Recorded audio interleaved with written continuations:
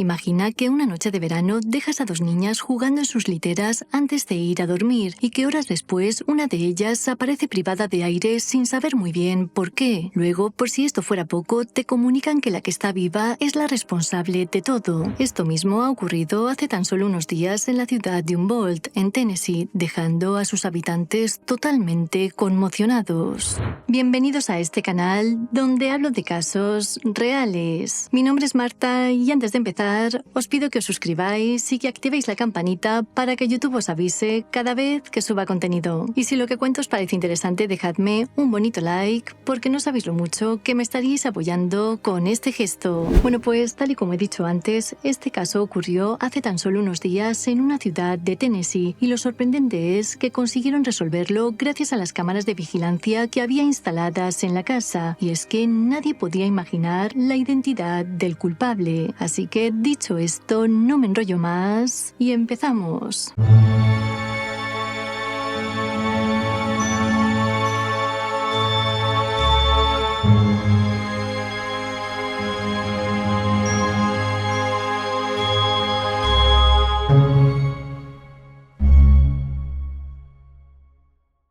El caso de hoy nos lleva hasta Humboldt, una ciudad de Tennessee donde hace unos días una niña de 12 años ha sido acusada de asesinato en primer grado después de privar de aire a su prima de 8 años en la litera que compartían. Los hechos no solo han impactado en toda la comunidad, sino que también les han dejado lidiando con preguntas sobre la delincuencia juvenil, la salud mental y el enfoque del sistema de justicia hacia los jóvenes delincuentes. Según Frederick Alley, fiscal general del distrito, el 15 de julio de 2024, las dos niñas, que eran primas, estaban pasando las vacaciones con su abuela. A las pocas horas, la más pequeña fue encontrada sin vida en la litera que compartían. La investigación de este caso avanzó con rapidez, ya que 2 días después de los hechos, los agentes se enteraron de que en la casa de la abuela había cámaras de vigilancia. Los vídeos fueron revisados por investigadores del Departamento de Policía de Humboldt, un investigador del fiscal del distrito y otras personas involucradas en el caso. Y hay que decir que lo que ahí encontraron les dejó bastante impactados. Según varios medios, en un vídeo se puede ver a la niña de 12 años usando ropa de cama para privar de aire a su prima de 8 mientras dormía en la litera de arriba. En un detalle escalofriante que habla de la premeditación del acto, las imágenes muestran a la niña mayor limpiando a la víctima y reposicionando su cuerpo después del fallecimiento, lo que luego dio lugar a un cargo adicional de manipulación de pruebas.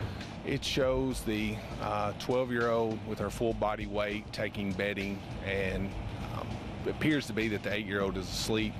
She takes the bedding and she covers the 8-year-old's face. Yes, ma'am, there is a part in the video where we see her struggling. There is video where the 12-year-old goes and gets tissues and comes in and appears to be trying to clean the 8-year-old's body, face, and also moves the child, the 8-year-old, to appear that she was underneath the covers. La rápida obtención y análisis de esta prueba crucial permitió actuar con rapidez para presentar cargos e iniciar el proceso legal. Sin embargo, la existencia de una prueba tan clara también plantea interrogantes sobre el estado psicológico de la acusada y las circunstancias que podrían llevar a un niño a cometer un acto de este tipo. Ryan Smith, madre de la víctima, afirmó que el problema surgió a raíz de una discusión por un iPhone y expresó su pesar por no haber intervenido antes. Cuando me dijeron que habían discutido, debería haber ido a buscar a mi hija, pero ellas se estaban divirtiendo durante el verano y no pensé que ella acabaría con mi bebé. My baby was 8. She didn't deserve that. You know what I'm saying? Like, she did nothing to deserve being killed. I look at her sister and I gotta be strong for her. I can't be weak for her. Even though it hurt, and it hurt me real bad because why my baby? Mommy? Hold on, baby. Yeah. Like, why her? You know what I'm saying? Inmediatamente, el Departamento de Policía de Humboldt presentó una petición de delincuencia para así acusar a la niña de homicidio en primer grado. Por su parte, el fiscal confirmó más tarde que también iba a añadir un cargo de manipulación de pruebas. Sin duda, este caso ha presentado desafíos únicos debido a la edad de la acusada. Según la ley de Tennessee, el Tribunal de Menores pierde jurisdicción después de que un sospechoso cumple 19 años, lo que significaría que la chica podría quedar libre de cualquier detención, supervisión o tratamiento de salud mental ordenado por el tribunal después de esa edad. En respuesta a la gravedad del delito, la oficina del fiscal ha solicitado al juez de menores Mark Johnson que se transfiera el caso al tribunal de circuito, lo que permitiría que la niña fuese juzgada como una adulta. Esta medida autorizaría una sentencia más larga, ya sea mediante encarcelamiento o supervisión con condiciones ordenadas por el tribunal. Durante una entrevista, el fiscal enfatizó la gravedad de la situación y afirmó lo siguiente: «Considero que este es uno de los actos más perturbadores cometidos por un adulto o un menor que mi oficina haya procesado». Explicó además que la petición de juzgar a la niña como una adulta se debe a la naturaleza horrenda de este delito.